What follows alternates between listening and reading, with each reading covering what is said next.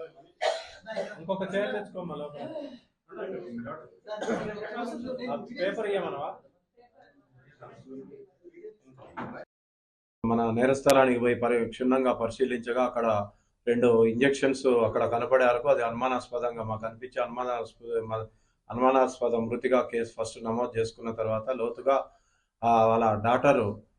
నక్కల సురేఖ అనే అమ్మాయి మీద కొద్దిగా మాకు అనుమానం ఉండి తరోగా ఇంట్రాగేషన్ చేయగా ఆమె తల్లిదండ్రుల ఆమె యొక్క పనిచేసే హాస్పిటల్ నుంచి తీసుకొచ్చిన మత్తు ఇంజక్షన్లు ఇవ్వడం వల్ల ఇచ్చి చంపినానని చెప్పి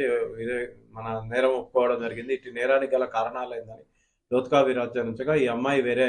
అబ్బాయితోటి ప్రేమ వివాహంలో ఉండగా ఇది తల్లిదండ్రులకు చెప్తే కులాంతర వివాహానికి తల్లిదండ్రులు ఒప్పుకోకపోగా 2-3 సార్లు చెప్పినా కానీ వినకుంటుండేందుకు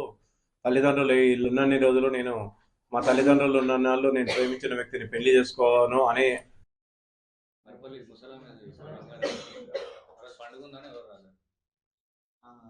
ఉపవాసాలు